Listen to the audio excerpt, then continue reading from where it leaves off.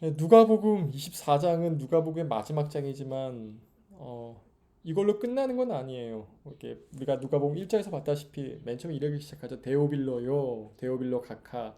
그리고 이것은 사도행전에 그대로 이어져 가지고 데오빌로 형제요 이렇게 들어가게 되죠. 그러니까 누가는 애당초 누가복음을 쓸 때 누가복음과 사도행전을 같이 쓸 생각을 하고 있었어요. 그래서 이거 누가복음의 끝은 여기 24장이 끝이지만 이것은 시즌 1의 끝이지 완전히 복음서에 끝난 건 아니었죠. 재밌게도 이 시즌 1의 끝은 부활로 인하여서 끝나게 됩니다. 사실 끝이라기보다는 새로운 시작을 맞이하게 되는 거죠. 한번 24장 읽어볼게요. 안식 후 첫날 새벽에 이 여자들이 그 준비한 향품을 가지고 무덤에 가서 돌이 무덤에서 굴려 옮겨진 것을 보고 들어가니 주 예수의 시체가 보이지 아니하더라. 이로 인하여 근심할 때 문득 찬란한 옷을 입은 두 사람이 곁에 섰는지라. 여자들이 두려워 얼굴을 땅에 대니 두 사람이 이르되 어찌하여 살아있는 자를 죽은 자 가운데 찾느냐. 여기 계시지 않고 살아나셨느니라. 갈릴리 계실 때 너희에게 어떻게 말씀하셨는지를 기억하라. 이르시기를 인자가 죄인의 손에 넘겨져 십자가에 못 박히고 제3일에 다시 살아나야 하리라 하셨느니라 한데 그들이 예수의 말씀을 기억하고 무덤에서 돌아가 이 모든 것을 11사도와 다른 모든 이에게 알리니 이 여자들은 막달라 마리아와 요한나와 야고보의 요친 마리아오라 또 그들과 함께한 다른 여자들도 이것을 사도들에게 알리니라.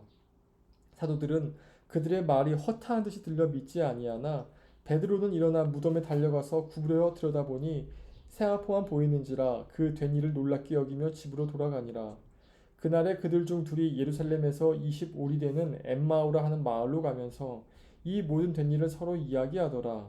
그들이 서로 이야기하며 문의할 때 예수께서 가까이 이르러 그들과 동행하사 그들의 눈이 가리어져서 그인 줄 알아보지 못하거늘 예수께서 이르시되 너희가 길 가면서 서로 주고받는 이야기가 무엇이냐 하시니 두 사람이 슬픈 빛을 띠고 머물러 서더라. 그 한 사람인 글로버라는 자가 대답하여 이르되 당신이 예루살렘에 체류하면서도 요즘 거기서 된 일을 혼자만 알지 못하느냐. 이르시되 무슨 일이냐. 이르되 나사렛 예수의 일이니 그는 하나님과 모든 백성 앞에서 말과 일에 능하신 선지자이거늘 우리 대제사장들과 관리들이 사형 판결을 넘겨주어 십자가에 못 박았느니라. 우리는 이 사람이 이스라엘을 속량할 자라고 바라노라. 이뿐 아니라 이 일이 일어난 지가 사흘째요. 또한 우리 중에 어떤 여자들이 우리를 놀라게 하였으니 이는 그들이 새벽에 무덤에 갔다가 그의 시체는 보지 못하고 와서 그가 살아나셨다 하는 천사들의 나타남을 보았다 함이라. 또 우리와 함께한 자 중에 두어 사람이 무덤에 가 과연 여자들이 말한 바와 같음을 보았으나 예수는 보지 못하였느니라 하거늘 이르시되 미련하고 선지자들이 말한 모든 것을 마음에 더디 믿는 자들이여 그리스도가 이런 고난을 받고 자기의 영광에 들어가야 할 것이 아니냐 하시고 이에 모세와 모든 선지자의 글로 시작하여 모든 성경에 쓴 바 자기에 관한 것을 자세히 설명하시니라. 그들이 가는 마을에 가까이 가매 예수는 더 가려하는 것 같이 하시니 그들이 강권하여 이르되 우리와 함께 유하사이다. 때가 저물어 가고 날이 이미 기울어나이다 하니 이에 그들과 함께 유하러 들어가시니라. 그들과 함께 음식 잡수실 때 떡을 가지사 축사하시고 떼어 그들에게 주시니 그들의 눈이 밝아져 그인 줄 알아보더니 예수는 그들에게 보이지 아니하시는지라. 그들이 서로 말하되 길에서 우리에게 말씀하시고 우리에게 성경을 풀어주실 때에 우리 속에서 마음이 뜨겁지 아니하더냐 하고 곧 그때로 일어나 예루살렘에 돌아가 보니 11제자 및 그들과 함께한 자들이 모여 있어 말하기를 주께서 과연 살아나시고 시몬에게 보이셨다 하는지라. 두 사람도 길에서 된 일과 예수께서 떡을 떼심으로 자기들에게 알려주신 것을 말하더라. 이 말을 할 때 예수께서 친히 그들 가운데 서서 이르시되 너희에게 평강이 있을지어다 하시니 그들이 놀라고 무서워하여 그 보는 것을 영으로 생각하는지라. 예수께서 이르시되 어찌하여 두려워하며 어찌하여 마음에 의심이 일어나느냐. 내 손과 발을 보고 나인 줄 알라. 또 나를 만져보라. 영은 살과 뼈가 없으되 너희 보는 바와 같이 나는 있느니라. 이 말씀을 하시고 손과 발을 보이시나 그들이 너희 기쁨으로 아직도 믿지 못하고 놀랍게 여길 때 이르시되 여기 무슨 먹을 것이 있느냐 하시니 이에 구운 생선 한 토막을 드리니 받으사 그 앞에서 잡수시더라. 또 이르시되 내가 너희와 함께 했을 때 너희에게 말한 바 곧 모세의 율법과 선지자의 글과 시편의 나를 가리켜 기록된 모든 것이 이루어져야 하리라 한 말이 이것이라 하시고 이에 그들의 마음을 열어 성경을 깨닫게 하시고 또 이르시되 이같이 그리스도가 고난을 받고 제3일에 죽은 자 가운데 살아날 것과 또 그의 이름으로 죄사함을 받게 한 회개가 예루살렘에서 시작하여 모든 족속에게 전파될 것이 기록되었으니 너희는 이 모든 일의 증인이라. 볼지어다 내가 내 아버지께서 약속하신 것을 너희에게 보내리니 너희는 위로부터 능력을 입혀질 때까지 이 성에 머물라 하시니라. 예수께서 그들을 데리고 베다니 앞까지 나가사 손을 들어 그들에게 축복하시더니 축복하실 때 그들을 떠나 하늘로 올려지시니 그들이 그에 경배하고 큰 기쁨으로 예루살렘에 돌아가 늘 성전에서 하나님을 찬송하니라. 예수님 부활 장면이시죠. 예수님 부활하고 가장 먼저 뭐 하신지 아세요? 성경 가르치셨어요. 성경 가르치셔가지고 그들로 하여금 믿음의 눈으로 성경 보게 하셨죠. 45절 이렇게 나와 있지 않습니까? 이에 그들의 마음을 열어 성경을 깨닫게 하시고 엠마오의 두 제자건 누구건 간에 만나서 나 여기 있다 하시고 그 다음에는 성경을 가르치셨어요. 성경을. 그러니까 하나님이 지금도 동일하신 것 같아요.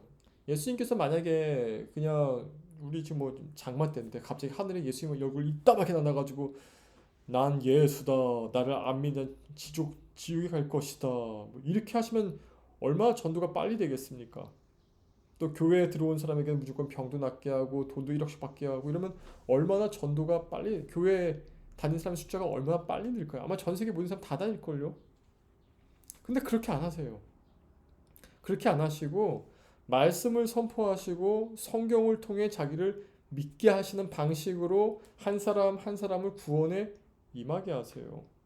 그러니까 예수님께서 구원에 임하시게 하는 방식은 어떤 기적이나 서프라이즈 파티 같은 게 아니라 한 영혼이 예수를 믿음으로 말미암아 교회에 나와서 성경을 보고 그 성경이 통해서 구원의 확신이 없는 그것으로 믿게 하셨지 다른 길이 아니었다는 것이죠. 그러니까 예수는 빠른 길로 안 가셨어요. 빠른 길이 아니라 늦지만 정확한 길로 가셨어요. 왜 이렇게 하셨을까 봤을 때 뭐 여러 이유가 있겠지만 저는 그렇게 생각해요, 여러분.